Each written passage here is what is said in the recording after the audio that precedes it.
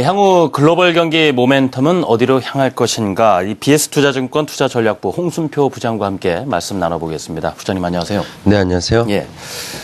먼저 이 미국의 정치권 협상 난항 때문에 말이죠. 미국 GDP 성장률 4분기 성장률이 2%대로 내려갈 수 있다. 이런 뭐 경고도 나오고 있는 상황인데요.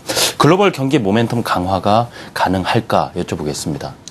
예, 현재 글로벌 투자자들의 관심이 미국 정책 리스크의 해소 여부에 집중이 되어 있고 또 글로벌 증시는 이런 가운데 정책 리스크가 완화될 것이라는 기대감 속에서 안도랠리를 어느 정도 전개하고 있지만 경기 모멘텀 측면에서 본다면 적어도 일정 부분의 이와 같은 기대감은 수위 조절이 필요한 것으로 판단을 해볼 수 있습니다. 물론 글로벌 경기는 여전히 우상향의 그런 방향성을 가질 것이라는 시각에는 큰 변화가 없습니다. 그렇지만 당분간 미국과 중국 G2를 중심으로 하는 글로벌 경기 모멘텀이 단기간 내에 강화되기는 쉽지 않을 수 있다는 인식도 분명히 존재하고 있는데요. 미국의 경우에는 연방정부 폐쇄의 영향으로 주요 경제 지표들의 공개가 미뤄지고 있는 등 이런 가운데 또 지난 주말에 공개된 10월 미시간 대학 소비자 신뢰지수 잠정치 같은 경우는 전월보다 3% 하락하면서 소비 심리가 둔화되는 등 오는 4분기 미국 경기 상황이 녹록지 않을 수 있음을 시사를 하고 있습니다. 현재 시장에서 기대하고 있는 것 같이 정치권이 정부 부채 한도 증액에 성공한다고 하더라도 이런 정부 부채 한도 증액이 한시적일 가능성이 높고요.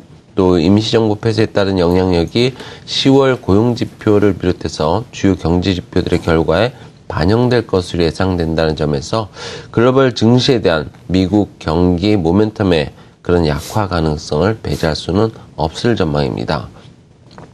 따라서 향후 글로벌 증시의 견조한 상승 흐름을 기대하기 위해서는 미국 경기 모멘텀의 이런 약화 가능성을 과연 중국과 유로존의 경기가 상쇄시켜주면서 글로벌 경기 회복에 대한 기대감을 좀 더 높여줄 수 있을지 그 여부가 중요한 관건이라고 할 수 있겠고요.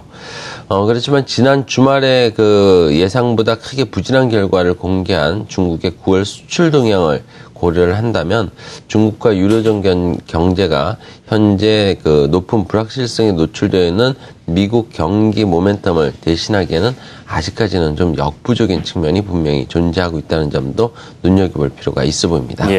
미국 지금 정치권 상황 때문에 어떤 기대감에 대한 수위는 조절이 필요한 상황인데 결국은 중국과 유로존의 어떤 이 경기가 관건이라는 말씀도 해주셨습니다.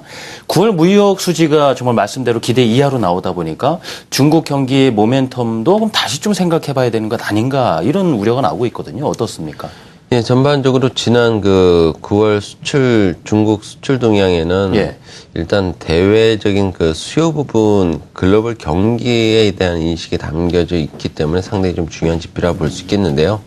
오는 18일에는 중국의 3, 4분기 GDP 성장률 공개가 예정이 되어 있고요.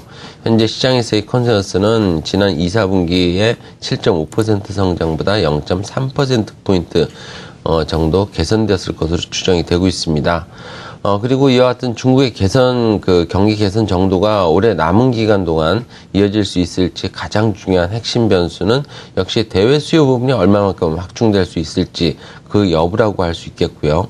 일단 2, 4분기 전후로 발표되고 있는 중국 정부의 연간 성장률 목표치 달성에 대한 의지, 또 7월 중순 이후에 발표된 여러 가지 경기 부양적인 정책들을 고려한다면 연간 경제 성장률 달성을 위한 이런 내수 부분의 안정적인 성장은 확보가 가능할 것으로 예상이 되기 때문에 대외 부분의 그런 수요 확충 여부가 상당히 중요한 시점이라고 볼 수 있습니다. 그렇지만 앞서 말씀드린 것처럼 중국의 9월 수출은 전년 동기 대비 0.3% 감소하면서 당초 예상했던 플러스 5.5%와 큰 괴리를 좀 격차를 보여주는 결과를 공개하면서 대외 수요 부분에 대한 기대감을 갖기 어렵게 하는 그런 결과를 공개를 했습니다. 9월 중국 수출의 예상외 부진은 무엇보다도 유럽 경기에 대한 우려감을 갖게 한다는 점에서 경계를 해야 될 부분인데요.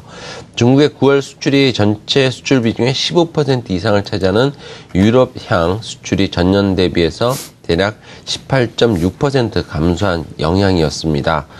이런 부분은 아직까지 유럽 경기가 생각보다 빠르게 회복되지 않고 있다는 판단을 가능하게 해주는 그런 시그널이라고 볼 수 있을 것 같고요. 그렇지만 유럽 경제 역시 유로존을 중심으로 하는 심리지표 개선과 함께 실물지표 개선이 더디게나마 점진적으로 나타나고 있다는 점을 고려한다면 중국의 9월 수출 둔화가 일시적일 가능성도 여전히 배제할 수는 없겠습니다. 특히 실제 그 9월 유로존 합성 PMI 지수 같은 경우는 6개월 연속 상승 흐름을 이어가고 있고 3개월 연속해서 기준선을 상회하는 그런 흐름을 연출하면서 유럽 경기에 대한 기대감이 유지되고 있음을 시사를 하고 있습니다. 그리고 중국의 수출이 예상과 달리 크게 감소한 것은 작년의 경우에는 중추절이 일요일로 그 조업일수에 큰 변화가 없었던 데 반해서 올해 같은 경우는 중추절 휴일로 3일 그 조업일수가 작년보다 줄어든 영향도 배제할 수는 없습니다. 일단 올해 3, 4분기까지 중국의 누적 수출 실적도 크게 나쁘지 않다는 점도 일단 중국 수출을 통해서 본 대외 수요 부분의 확충 크게 부정적이지는 않다는 판단이 가능한데요. 올해 3, 4분기까지 중국의 누적 수출액은 전년 대비해서 8% 증가하면서 작년 같은 기간보다 0.6%포인트 더 늘어난 상태입니다. 결국 좀 더 그 중국 수출, 9월 수출의 예상외 부진에 대한 경계감 분명히 가져볼 필요는 있겠지만은 좀 더 중국의 수출 동향에 대해서 좀 그 추세적인 흐름을 좀 계속해서 주목을 해볼 필요가 있어 보입니다. 예. 지금 아직까지는 뭐 유럽 경기가 생각보다 빠르게 회복되지 않고 있다라는 쪽에 이제 중심이 있다 보니까 결국 중국이 많이 끌고 나가줘야 될 텐데요. 이번 주 금요일에 발표될 중국의 3분기 GDP 성장률, 그래서 많은 주목을 받고 있는 상황입니다. 지금까지 BS투자증권 투자전략부 홍순표 부장님 말씀 들어봤습니다. 부장님 감사합니다. 네, 감사합니다.